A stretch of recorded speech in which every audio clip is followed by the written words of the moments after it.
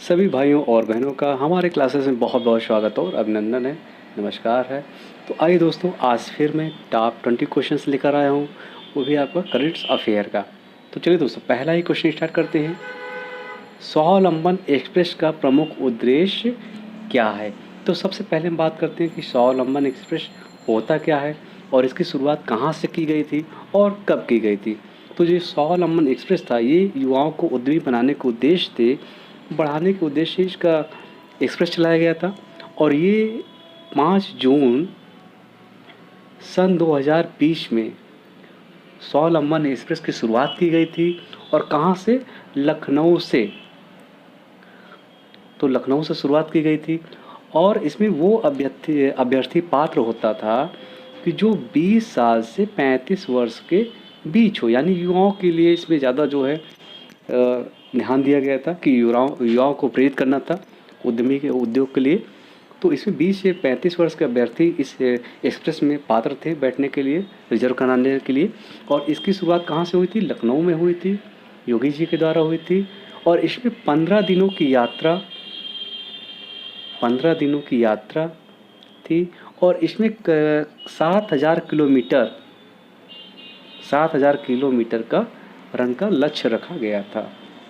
तो देख लीजिए दोस्तों, कैसे भी क्वेश्चन आया आपका, अगर पूछ लेगा इसकी शुरुआत कहाँ से हुई थी, तो लखनऊ से हुई थी। कब हुई थी? 5 जून सन 2020 को। इसमें कौन से अभ्यर्थी पात्र थे? आपके 20 से 35 अभ्यर्थी पात्र थे। और स्वावलंबन का जो क्वेश्चन में आपका प्रमुख उद्देश्य क्या था, यानी युवाओं को उद्यमी संस्कृति को बढ़ाने के उद्देश्य से, यानी ऑप्शन नंबर आपका डी। Covid action platform. तो दोस्तों, आपके दिमाग में एकदम से घुस गया होगा ये कोविड का कहर। अगर किसी को खांसी, जुकाम, छींक आ रही है तो तुरंत उसको संदेह के घेरे में हम लोग ले रहे हैं। और ऐसा देखते हैं कि कोई इसने बहुत बड़ा अपराध कर दिया है, क्योंकि जब से कोरोना आया हुआ है तब से डर बैठ गया है। और डरना भी चाहिए, क्योंकि कई मौतें हो गई हैं आपके हिंदुस्तान में। और कोरोना की शुरुआत आपके वुहान शहर से होगी। इसका मैं एक लेक्चर आपको दूंगा, कोविड से संबंधित आपका वीडियो लेक्चर दूंगा, मैं प्रोवाइड करूंगा, क्योंकि कोरोना से भी आपका क्वेश्चन बनना ही बनना है। तो चलिए दोस्तों, और इसमें बहुत ज़रूरी है एहतियात बरतना है आपको, समय समय पर हाथ धुलना है, क्योंकि जिसको एक बार कोरोना हो गया तो 50% चांस है, अगर उसको कोई रोग होगा तो वो 100% चांस वो बचेगा नहीं। और जिसका इम्यूनिटी पावर ज़्यादा रहेगा वही बच पाएगा। तो ये मत सोचिए कि हम यंग हैं, हम 18 साल के, हम 20 साल के हैं, हमको नहीं हो सकता कोरोना, अगर होगा तो हम बच जाएंगे। तो दोस्तों, कई ऐसी मिसालें पेश हुई हैं कि कम उम्र के लोगों को भी हुआ है और उनको मृत्यु के आगोश में जाना पड़ा है। तो दोस्तों, इससे बच के रहिए। जितना एहतियात बरतना ज़रूरी होगा आप उतना बरतिए। समय समय पर हैंड वॉश करते रहिए, सैनिटाइज करते रहिए। तो चलिए दोस्तों, कोविड एक्शन प्लेटफॉर्म किस वैश्विक संस्था से संबंधित है? तो किस वैश्विक संस्था से संबंधित है? आपके विश्व आर्थिक मंच, यानी WEF। तो ऑप्शन नंबर आपका सी। और कोविड की शुरुआत कहाँ से हुई थी? वुहान शहर से हुई थी। वुहान शहर यानी चीन से शुरुआत हुई थी। आइए अगले क्वेश्चन में, किस देश ने, वेरी इंपॉर्टेंट क्वेश्चन दोस्तों, कई लोग इससे कमाए भी हैं और कई लोग इससे बर्बाद भी हुए हैं, दोनों काम होता है इसमें, क्रिप्टो करेंसी में। तो किस देश ने क्रिप्टो करेंसी पर लगे प्रतिबंध को हटा दिया था? तो किसने हटाया था? तो स्टार्टिंग में क्या हुआ था, भारत में लागू था क्रिप्टो करेंसी, प्रतिबंध लगा दिए थे। लेकिन अभी हाल ही में भारत ने क्या किया भैया, क्रिप्टो करेंसी को, प्रतिबंध को हटा दिया। और ये क्रिप्टो करेंसी जो है होता क्या है? ये जो एक प्रकार का डिजिटल होता है, डिजिटल करेंसी के रूप में हम इसको जानते हैं। और सबसे पहले इसकी शुरुआत कहाँ से हुई थी क्रिप्टो करेंसी की? 2009 में जापान से इसकी शुरुआत हुई थी। और इसकी शुरुआत करने वाले कौन थे? संतोषी नागमोती। ये भी रट लीजिए दोस्ती, संतोषी नागमोती, ये इसकी शुरुआत किए थे 2009 में, क्रिप्टो करेंसी की शुरुआत। और ये एक पेशे से ये इंजीनियर थे, तो इन्होंने शुरुआत किया था क्रिप्टो करेंसी का। तो आज पूरे वर्ल्ड में कितने प्रकार की क्रिप्टो करेंसी है? 1000 प्रकार की क्रिप्टो करेंसी मौजूद है। और इसको डिजिटल करेंसी के नाम से भी जानते हैं। तो अभी किसने प्रतिबंध को हटाया है? आपके भारत यानी हिंदुस्तान। विश्व आर्थिक मंच द्वारा जारी किस सूचकांक में भारत को 74वां यानी 74वां स्थान प्राप्त हुआ है? तो एक क्वेश्चन आपको इससे बनेगा, यानी हाल ही का देख लीजिएगा, यानी 2021 का भी देख लीजिएगा और 2020 का भी, दोनों से एक क्वेश्चन आपको बनेगा। तो कौन से स्थान आपका 74वां स्थान किस में आपको प्राप्त हुआ है विश्व आर्थिक मंच द्वारा? तो बहुत इंपॉर्टेंट है आपका ये वैश्विक ऊर्जा संक्रमण सूचकांक में भारत को विश्व में कौन से स्थान है आपका 74वां यानी 74वां स्थान प्राप्त हुआ है। तो ऑप्शन नंबर आपका ए।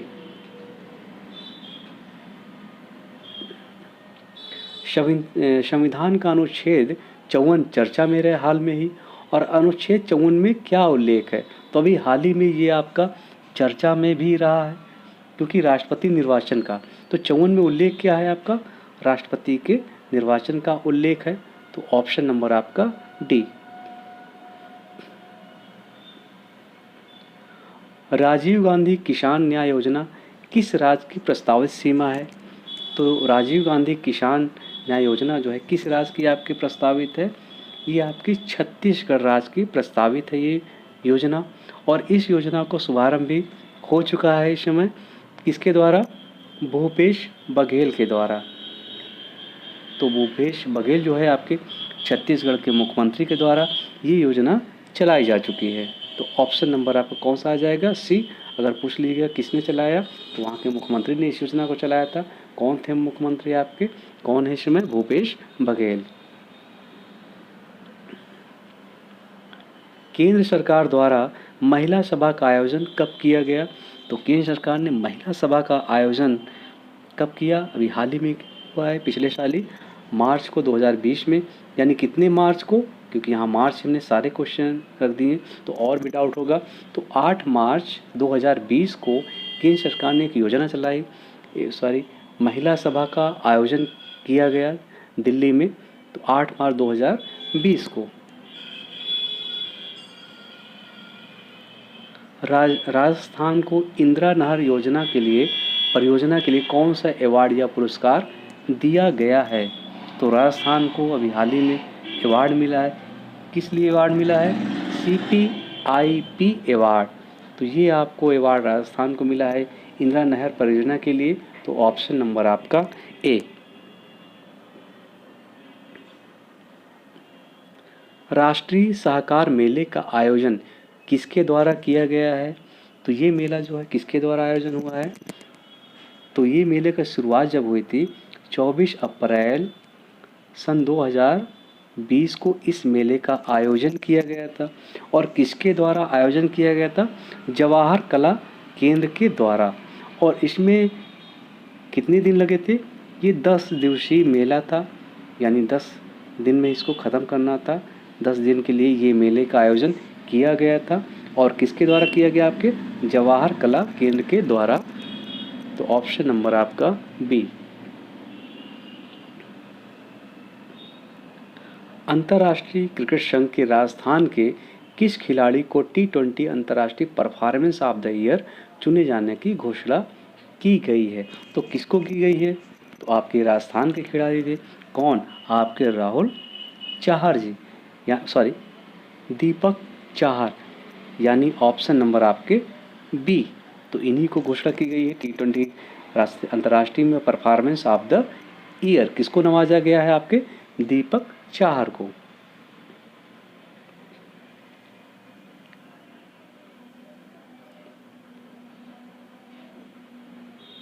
अगला क्वेश्चन आइए दोस्तों।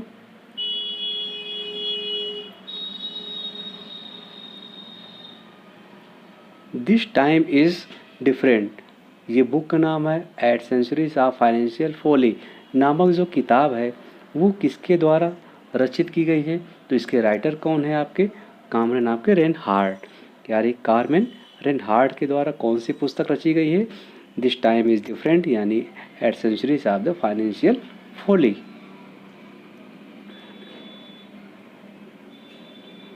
बहुत ही पुराना विवाद है। काला पानी और लिम्पिया धुरा नामक स्थान किन 2 देशों के बीच ये विवादित है?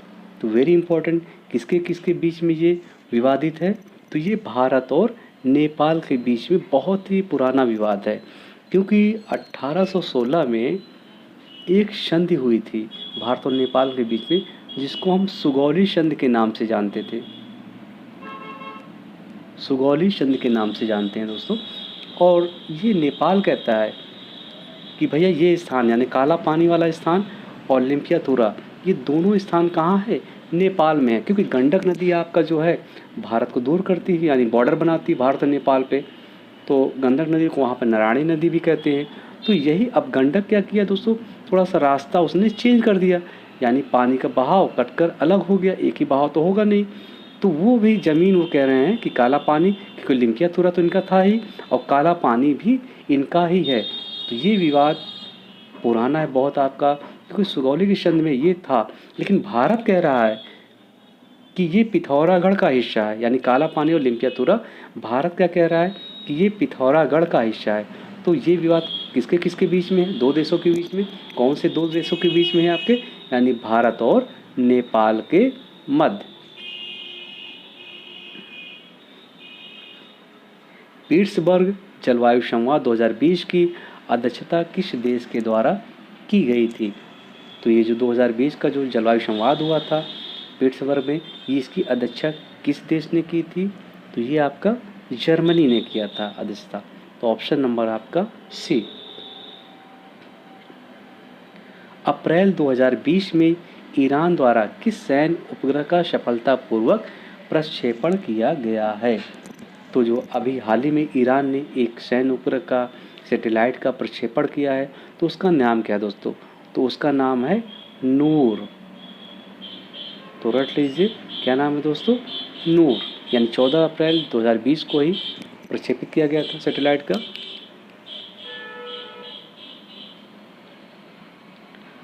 निम्नलिखित में से किस भारतीय को 13 फरवरी 2020 को ब्रिटेन का वित्त मंत्री नियुक्त किया गया है। तो किसको ब्रिटेन का वित्त मंत्री नियुक्त किया गया है आपके, ऋषि सुनक को, यानी ऑप्शन नंबर आपका सी।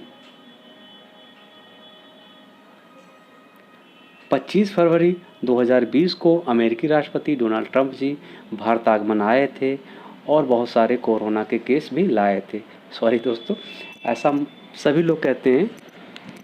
तो जब आए थे ट्रंप, उस समय कोरोना नहीं था। उसके बाद जैसे भी गए, कोरोना का मार्च में इतना तेज़ी से प्रसार हुआ कि भारत उसी में आगोश में परेशान है। और भारत कम से कम 25 सालों पीछे चला गया इस कोरोना की वजह से। बहुत सारी क्षति की हानि हुई है, बहुत सारा आर्थिक भी इनका स्तर गिरा है। लोगों जो भी प्राइवेट करने वाले थे, कर्मचारी थे, वो खाने के लिए भी तरस रहे हैं, क्योंकि जब कोई काम ही नहीं होगा, कोई काम ही नहीं देगा, क्योंकि लोगों के पास भी काम नहीं है। जब उसका प्रोडक्ट्स का उत्पादन भी नहीं होगा तो कर्मचारी कहाँ से रखेगा वो, और जब कर्मचारी नहीं रखेगा तो उसको पेमेंट देगा नहीं, बैठा कोई पेमेंट देगा नहीं, तो वो गवर्नमेंट में ही मिलता है। तो चलिए दोस्तों, खैर कोई बात नहीं, वो सरकार की अपनी नीतियाँ हैं। 25 फरवरी को 2020 को जब राष्ट्रपति साहब आए थे डोनाल्ड ट्रंप, तो भारत आगमन पे स्वागत हुआ, तो बहुत भव्य स्वागत हुआ था। उस स्वागत का नाम क्या रखा गया था, हाउडी ट्रंप या नमस्ते ट्रंप। तो क्या था दोस्तों, नमस्ते ट्रंप। तो ऑप्शन नंबर बी, क्योंकि तब कोरोना नहीं था। दिसंबर का पहला केस आया था आपका भारत में कोरोना का, वहीं पर आपको लॉकडाउन वहीं से स्टार्ट कर देना चाहिए था। लॉकडाउन नहीं लगाते, लेकिन एहतियात तो बरतना चाहिए था। लेकिन ट्रंप का उनका स्वागत करना ज़रूरी था। और कोरोना जब जब आता है, यानी कोरोना सिर्फ मोदी के इशारों पे चलता है। जब मोदी साहब कहेंगे तब कोरोना एक्टिव हो जाता है, जब कहेंगे वो कोरोना पाताल में चला जाता है। क्योंकि इनके इलेक्शन होंगे, कोरोना नहीं होगा। कोचिंग संस्थान बंद, वहाँ पे कोरोना जाके बैठ जाता है। विद्यालय के अंदर जाएगा, क्लासरूम में बैठ जाएगा। इलेक्शन की भीड़ भाड़ जगह वाली में कोरोना नहीं जाता है, क्योंकि साफ साफ मोदी ने उसको मना कर रखा है कि आप सिर्फ स्कूलों में जाओगे। प्राइवेट जो कर्मचारी लगे हैं उनको घर बैठा के उनका शोषण होगा। तो दोस्तों खैर कोई बात नहीं, क्योंकि अगर कोरोना है तो हर जगह होगा कोरोना, इलेक्शन में भी होगा कोरोना। लेकिन इलेक्शन से कोई मतलब नहीं, बंगाल में इलेक्शन हो रहा है, चल रहा है, मोदी के लिए कोरोना नहीं है। लेकिन स्कूल कॉलेज कोचिंगों में क्यों कोरोना फैलाया जा रहा है ज़बरदस्ती का। आप इलेक्शन भी मत करवाओ, स्कूल कॉलेज बंद करिए, चलिए ठीक है, लेकिन आप इलेक्शन भी बंद कर दो। आपका इलेक्शन होता रहेगा। प्राइवेट कर्मचारी 1 साल से कैसे वेतन पा रहे हैं, कैसे जी रहे हैं, वो आपको नहीं दिख रहा है। तो उसके लिए कोरोना नहीं है दोस्तों। तो चलिए ये मोदी जी की नीति है। अगला क्वेश्चन लेते हैं। भारत के पड़ोसी राष्ट्र पाकिस्तान को financial action task force FATF की किस सूची में शामिल किया गया है? तो वेरी इंपॉर्टेंट ये 17वां क्वेश्चन है। तो किस सूची में शामिल किया गया आपका?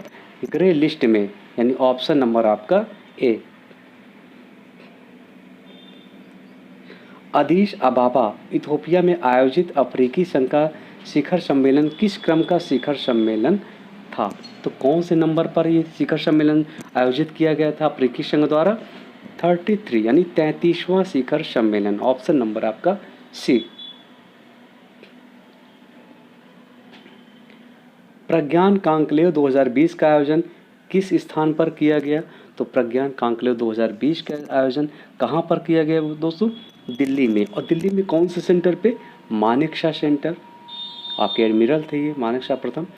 तो ये सेंटर पे आयोजन किया गया आपका प्रज्ञान कांक्लेव 2020 का। बेटी बचाओ बेटी पढ़ाओ अभियान के तहत राजस्थान की राजश्री ब्रांड एम्बेसडर किसे बनाया गया है? तो सबसे पहले हम बात करते हैं कि दोस्तों बेटी बचाओ बेटी पढ़ाओ अभियान स्टार्ट कब हुआ था? तो ये 22 जनवरी सन 2015 को स्टार्ट हुआ था। किसके कर कमरों द्वारा स्टार्ट हुआ था? यानी नरेंद्र साहब मोदी ने इसको स्टार्ट किया था। नरेंद्र दामोदर साहब मोदी हमारे भारत के प्रधानमंत्री, और कहा जाए तो ये देवताओं के देवताओं भी, और सबसे ज़्यादा फेंकने वाले इंसान भी हिंदुस्तान में यही माने जाते हैं, क्योंकि ये जो कहते हैं वो करते नहीं हैं।